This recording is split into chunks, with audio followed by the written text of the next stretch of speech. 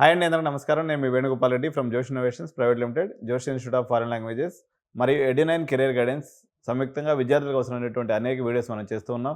ఇందులో ఈరోజు నేను తీసుకున్నటువంటి ఇంపార్టెంట్ అండ్ ఇంట్రెస్టింగ్ టాపిక్ ఏంటంటే, భారతదేశంలో సాఫ్ట్వేర్ అనేది ఈరోజు చాలామంది తల్లిదండ్రుల యొక్క ఛాయిస్గా కనిపిస్తుంది.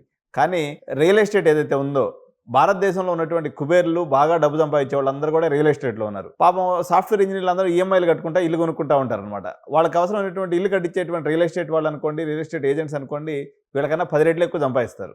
కానీ ఎవరు కూడా రియల్ ఎస్టేట్ని ఒక అడ్మిషన్గా లేకపోతే ఒక ఎడ్యుకేషన్గా చూడటం లేదు. ఎందుకు అనేది నా మనసులో ఉన్నటువంటి క్వశ్చన్ అనమాట. ఇంకొక ఇంపార్టెంట్ ఫ్యాక్టర్ ఏంటి అంటే, ఇవి రెండు కూడా భారతదేశం యొక్క జీడిపికి ఈక్వల్గా కంట్రిబ్యూట్ చేస్తున్నాయి. అంటే అప్రాక్సిమేట్గా 7.6% ఆఫ్ ఎంటైర్ ఇండియన్ జీడిపిలో ఈ రెండు ఈక్వల్గా కంట్రిబ్యూట్ చేస్తున్నటువంటి పరిస్థితి ఉన్నప్పటికీ అందరూ కూడా సాఫ్ట్వేర్ చదువుతాం అంటున్నారు తప్ప ఎవరు రియల్ ఎస్టేట్ బ్రోకర్ అవుతాం, లేకపోతే రియల్ ఎస్టేట్ మీడియేటర్ అవుతాం, నేను ఒక బిల్డర్ అవుతాను అనేటువంటి మాట మన విద్యార్థుల నోట కానీ తల్లిదండ్రుల మాట కానీ రావట్లేదు. ఎందుకు ఇలా ఏంటి అనేది ఒకసారి నా పరిశీలన చేసినప్పుడు నా పరిశీలనలో కొన్ని ఆసక్తికరమైనటువంటి విషయాలు బయటపడ్డాయి. వాటిని ఈరోజు నేను మీతో షేర్ చేసుకుంటాను అనమాట. సో ఒక ఇంపార్టెంట్ క్వశ్చన్ ఏంటంటే, సో ఎందుకు సాఫ్ట్వేర్ అనేది నెంబర్ 1 గ్లోబల్ కెరీర్ ఆస్పిరేషన్స్లో ఉందంటే, ఇంటర్నేషనల్ ఆపర్చునిటీస్, ఇంటర్నేషనల్ మార్కెట్స్కి వెళ్ళాలన్నట్లయితే సాఫ్ట్వేర్ అనేది మనకి ఒక దారిగా మనకు కనిపిస్తుంది. High paying MNC jobs like Google, Microsoft, Infosys వంటి ప్రదేశాల్లో వీళ్ళకి మంచి వైట్ కాలర్ జాబ్స్ దొరకడం అనేది ఈ యొక్క సాఫ్ట్వేర్కి ప్రధానంగా మనకి కలిసి వచ్చేటువంటి అంశం. H1B వీసాస్ అనుకోండి, రిమోట్ జాబ్స్ అనుకోండి, టెక్ స్టార్టప్స్ అనుకోండి, ఇవన్నీ కూడా యాస్పిరేషనల్ యూత్కి ఒక కళల ప్రపంచాన్ని చూపిస్తూ ఉన్నాయి. అదేవిధంగా సిఎస్సి ఐటీ కోర్సులు తీసుకున్నప్పుడు భారతదేశ వ్యాప్తంగా ఉన్నటువంటి 4500 హైయర్ ఎడ్యుకేషన్ ఇన్స్టిట్యూషన్స్ ఏదైతే ఉన్నాయో అన్నిట్లో కూడా ఈ కోర్సు అనేది ఏదో ఒక రూపంలో అందిస్తున్నారు. సో బీటెక్ సిఎస్సి కాలేజీల యొక్క అడ్వర్టైజ్మెంట్ అనుకోండి, దీని యొక్క ఎంట్రన్స్ ఎగ్జామ్స్ యొక్క ప్యాటర్న్ అనుకోండి, ప్లేస్మెంట్స్ బాగా అందంగా చూపించుకోవడానికి పనికొచ్చేటువంటి విధానం అనుకోండి, ఎంఎన్సీస్తో ఉన్నటువంటి మన వైట్ కాలర్ యొక్క మోజో అనుకోండి, ఈ యొక్క సిఎస్సికి దోహదపడేటువంటి విషయాలుగా మనం చెప్పవచ్చు. అయితే families expectations and social prestige కూడా దీనికి దోహదం చేస్తుంది. ఇంజనీరింగ్ అనేది మెనీ ఇండియన్ ఫ్యామిలీ హౌస్ హోల్డ్స్లో ఒక పెద్ద డ్రీమ్గా కనిపిస్తూ ఉంటుంది. ఓకే, సాఫ్ట్వేర్ జాబ్ అనేది రెస్పెక్టు, అదేవిధంగా ఫైనాన్షియల్ సెక్యూరిటీ. మీరు ఆ సాఫ్ట్వేర్ ఇంజనీరింగ్ ట్యాగ్ తగిలించుకోగానే లోన్లు వస్తూనే ఉంటారు, ఒకరి మీదతో ఒకరు. సార్ నేను కార్ ఇస్తాను, సార్ నేను ఇంటికి లోన్ ఇస్తాను, సార్ నేను నీకు పిల్లల్ని ఇస్తాను, ఇంకోటి వస్తారు. ఇట్లా వీళ్ళందరూ కూడా ఒకరైనకడితో ఒకరు క్యూ కట్టడం అనేది జరుగుతుంది అనమాట. వేరేజ్ రియల్ ఎస్టేట్ తీసుకున్నప్పుడు ఇది కొంత రిస్కీగా ఉంటుంది. అదేవిధంగా ఈ బిల్డర్ అంటారు, లేకపోతే బ్రోకర్ అంటారు, లేకపోతే మీడియేటర్ అంటారు, లేకపోతే ఇటువంటి పదాలు అనేవి జనరల్గా చాలామందికి నచ్చినటువంటి పదాలుగా అవడం వల్ల ఈ ఫీల్డ్ అనేది సాఫ్ట్వేర్తో సరిసమానంగా రాణిస్తలేదు. అదేవిధంగా ఎంట్రీ బ్యారియర్ రియల్ ఎస్టేట్లోకి ఒకవేళ ఎవరైనా ఎంట్రీ కావాలనుకున్నట్లయితే దీనికి ఫ్యాన్సీ డిగ్రీస్ అవసరం లేదండి. నోటి పలుకులు చిలక పలుకులు కానీ ఉన్నట్లయితే వాళ్ళు ఎవరైనా కానీ రియల్ ఎస్టేట్ బిల్డరో, రియల్ ఎస్టేట్ బ్రోకరో, లేకపోతే రియల్ ఎస్టేట్ ఏజెంట్ అయ్యేదానికి అవకాశం ఉంది. దీనికి కష్టపడి డిగ్రీ చదువుకోవాల్సినటువంటి అవసరం లేదు కదా, నేను ఇంత చదువు చదివి మళ్ళీ వాడు చేసే పని చేయాలి కదా అనేటువంటిది మన వాళ్ళ యొక్క అభిప్రాయం ఉంది. ఓకే, దీన్ని ప్రధానంగా దీని యొక్క ఎంట్రీ ఎలా జరుగుతుంటుందంటే, సహజంగా వాళ్ళ నాన్న ఒక రియల్ ఎస్టేట్ బిజినెస్లో ఉంటే కొడుకు కూడా పోయి అదే బిజినెస్ చేసుకుంటూ ఉంటారు. ఓకే, అదేవిధంగా బిల్డర్స్ పిల్లలందరూ కూడా మళ్ళీ బిల్డర్స్ అయ్యేదానికి చూస్తూ ఉంటారు అనమాట. ఎవరైనా కానీ మీరు రియల్ ఎస్టేట్ బ్రోకర్ అవ్వండి, రియల్ ఎస్టేట్ ఏజెంట్ అవ్వండి, మీరు బిల్డర్ అవ్వండి అనేటువంటి పిల్లలకి మోటివేషన్ ఇచ్చేటువంటి పరిస్థితి లేదు.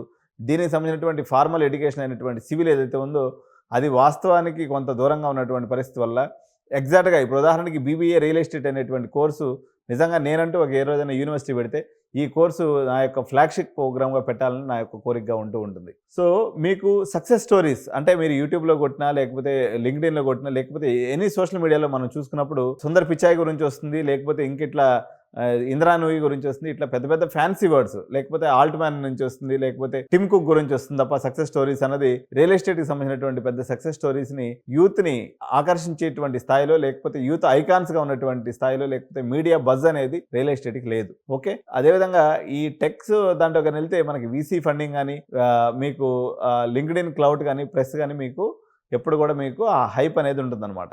సాఫ్ట్వేర్ జాబ్స్ ఎప్పుడు కూడా శాలరీస్, బెనిఫిట్స్, గ్రోత్ అనేవి చాలా ఎక్కువగా కనిపిస్తూ ఉంటాయి. రియల్ ఎస్టేట్లో కొద్ది రోజులు కష్టపడాలండి, ఒక 10 ఏళ్ళు కష్టపడితే తప్ప అప్పుడు దాకా మీ యొక్క జీవితం అనేది వోల్టైల్గా ఉంటుంది. అదేవిధంగా ఈ మార్కెట్ క్రాష్ అనేది జరిగేటువంటి అవకాశం ఉంటుంది. దీని యొక్క రెగ్యులేషన్స్, లాబియింగ్ సిస్టమ్ అనేది తెలిసి ఉండాలి. భారతదేశంలో ల్యాండ్ డిస్ప్యూట్స్ అనేది మీరు చాలా ఎక్కువ ఉంటాయన్నమాట. అంటే మీరు ఏదైనా డిస్ప్యూటెడ్ ల్యాండ్ కొన్నారంటే ఒకసారి సంపాదించినంత డబ్బులు పోతాయి అన్నమాట. కాబట్టి ఈ రిస్క్ కూడా మన ఇండియన్ విద్యార్థుల్ని అటువైపు పోనీయకుండా ఆపుతున్నటువంటి పరిస్థితి అయితే మనకు కనిపిస్తుంది. అదేవిధంగా మీకు టెక్ ఎడ్యుకేషన్కి సంబంధించి మీరు ఒకవేళ జూనియర్ కాలేజీలో నారాయణ, శ్రీ చైతన్య, అల్లెన్ లేకపోతే బన్సాల్ ఇటువంటి కాలేజెస్లో ఉన్నప్పుడు, గాయత్రి జూనియర్ కాలేజీలో ఉన్నప్పుడు రకరకాల ఇంజనీరింగ్ కాలేజీల వాళ్ళు మార్కెటింగ్ చేయడానికి వస్తారు అక్కడికి.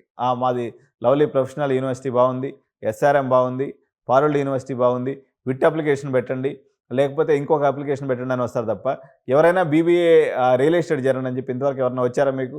ఈ రకంగా ఎవరైనా మోటివేషన్ చేశారా? ఇది ఎవరు చేయట్లేదు. చేయలేకపోవడానికి కారణం ఏంటంటే, జనాలకు అందమైన మాటలు చెప్పడం ద్వారా ఎక్కువ మనం లాజిక్ని కొట్టొచ్చు, ఎక్కువ మైలేజ్ని కొట్టొచ్చు అనేటి ఒక స్వార్థం కూడా జూనియర్ కాలేజెస్లో కూడా ఉంది. ఎవరైనా కానీ దీన్ని మళ్ళీ మార్చుదామనే ప్రయత్నం చేస్తే ప్రజలు ఆదరిస్తారో లేదనేటువంటి ఒక భయం కూడా కాలేజీల వాళ్ళు ఇటువంటి పదాలని వాళ్ళ చెవిని పడకుండా చేస్తున్నటువంటి పరిస్థితి అనమాట. అంటే వీళ్ళెవ్వరూ చెప్పట్లేదు కాబట్టి ఇది చెడ్డది అనుకునేటువంటి భావన తల్లిదండ్రుల్లో, విద్యార్థుల్లో నెలకొని ఉంది. ఓకే, సో ఈ టెక్ ఎడ్యుకేషన్లో చూసుకున్నప్పుడు ఒక పక్క కోటా నుంచి చూసుకున్నప్పుడు, ఇంకో పక్క అమీర్పేటలో అనుకోండి, కోటా అనుకోండి, లేకపోతే జూనియర్ కాలేజెస్ అనుకోండి, పెద్ద ఎత్తున మీకు మార్కెటింగ్ అనేది కోటాను కోట్లు పోసి న్యూస్ పేపర్లలో, టీవీలో, సోషల్ మీడియాలో వెల్లువెత్తి మీకు అడ్వర్టైజ్మెంట్ రావడం వల్ల ఓకే అందరూ చెప్తున్నారు కాబట్టి ఇదే మంచిదేమో, రియల్ ఎస్టేట్స్ చేస్తే మనం చిన్న చూపు చూడబడతామేమో, సరైనటువంటి ట్రైనింగ్ అవకాశాలు ఉండవేమో, సరైనటువంటి విజిబిలిటీ ఉండదేమో అని చెప్పేసి తల్లిదండ్రుల యొక్క భయంగా మనకు కనిపిస్తూ ఉంటుంది. సో ఇవన్నీ మీరు చెప్తున్నారు కదా సార్, ఫైనల్గా నిజంగా రియల్ ఎస్టేట్ ఎడ్యుకేషన్ అనేది తీసుకుంటే సర్వైవల్ లేకపోతే లైఫ్ ఎలా ఉంటుంది అని నన్ను అడిగితే ఎస్ చాలా బాగుంటుంది. ఓకే, అర్బన్ ప్లానింగ్ అనుకోండి, కన్స్ట్రక్షన్ మేనేజ్మెంట్ అనుకోండి, అదేవిధంగా మీకు బీబీఏ రియల్ ఎస్టేట్ అనుకోండి, ఇటువంటివన్నీ కూడా కోర్సులు ఈరోజు రావాల్సినటువంటి అవసరం ఉంది. ఈరోజు ట్రంప్ తుమ్మినా దగ్గర ఈరోజు మనకి ఇక్కడ ఎక్కడో నిబ్బడుతుందనమాట. ఈ నొప్పి తప్పించుకొని మనం 150 కోట్ల భారతదేశం ఉంది, మన యొక్క ప్రజల అవసరాలు ఉన్నాయి. మనందరూ కూడా ఇప్పుడు నెక్స్ట్ జనరేషన్కి హౌసింగ్ అనేది చాలా ఇంపార్టెంట్ ఫ్యాక్టర్ కాబట్టి, హౌసింగ్లో ప్రతి ఒక్కరికి ఇల్లు అనేది ఒక డ్రీమ్ కాబట్టి, ఈ యొక్క దాంట్లో కూడా మెరిటోరియస్ స్టూడెంట్స్ కూడా రావడం వల్ల తద్వారా దేశం బాగుపడుతుంది.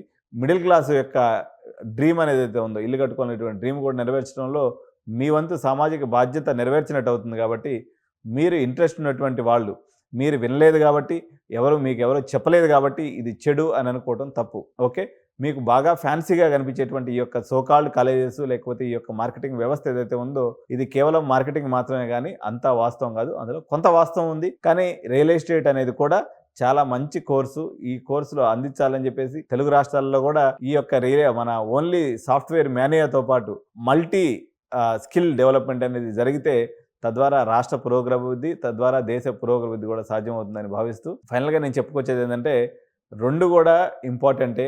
ఓకే, సో సాఫ్ట్వేర్ వాడికి సాఫ్ట్వేర్ ఉంది, లేకపోతే రియల్ ఎస్టేట్ వాడికి రియల్ ఎస్టేట్ ఉంది. ఓకే, రియల్ ఎస్టేట్ని కూడా కెరీర్ పాత్గా చూజ్ చేసుకోవటం వల్ల మీకు సరైనటువంటి లాభాలు వస్తాయని తెలియజేస్తూ, ఇంట్రెస్ట్ ఉంది, మీకు ఒక మంచి పర్సంటేజ్ ఉంది, మీకు కోడింగ్ వైపు అభిలాష ఉంది, అటువంటిప్పుడు మీరు అటువైపుకి వెళ్ళొచ్చు. కానీ లేకపోతే ఎవరో ఏదో అనుకుంటారు, లేకపోతే ఎవరో సమాజం ఏదో నన్ను చిన్న చూపు చూస్తుంది అనేటువంటి ఉద్దేశంతో మీరు రియల్ ఎస్టేట్ని వదిలి అటు పోవాల్సిన అవసరం లేదు. మీకు ఒకవేళ ఈ రంగంగా ఇంట్రెస్ట్ ఉన్నట్లయితే డెఫినెట్గా ఇది కూడా మంచి లక్రేటివ్ కెరీర్గా ఉంటుంది. ఇది మీ ఊర్లో ఉన్నటువంటి ఏ రియల్ ఎస్టేట్ మీడియేటర్ని అడిగినా వాళ్ళందరూ కూడా మినిమం సంపాదన, మంచి సంపాదనతో సాఫ్ట్వేర్ ఇంజనీర్ల కన్నా సరైనటువంటి జీవన ప్రమాణాలతో ఉన్నారు అని చెప్పేది మీ కళ్ళకు కనిపించేటువంటి ఒక నిజం. కాబట్టి నేను చేసినటువంటి ఈ టాపిక్ మీద మీ అభిప్రాయాల్ని, అదేవిధంగా మీ మనోగతాన్ని కామెంట్స్ రూపంలో తెలియజేయండి. ఈ వీడియో మీకు నచ్చినట్లయితే లైక్ చేయండి. అదేవిధంగా మా ఛానల్ని సబ్స్క్రైబ్ చేసినట్లయితే మరిన్ని ఇన్నోవేటివ్ కెరీర్ ఆప్షన్స్ని మీ ముందుకు ఎప్పటికప్పుడు నేను తీసుకొస్తూ ఉంటానని తెలియజేసుకుంటూ థ్యాంక్ యూ సో మచ్. జై హింద్.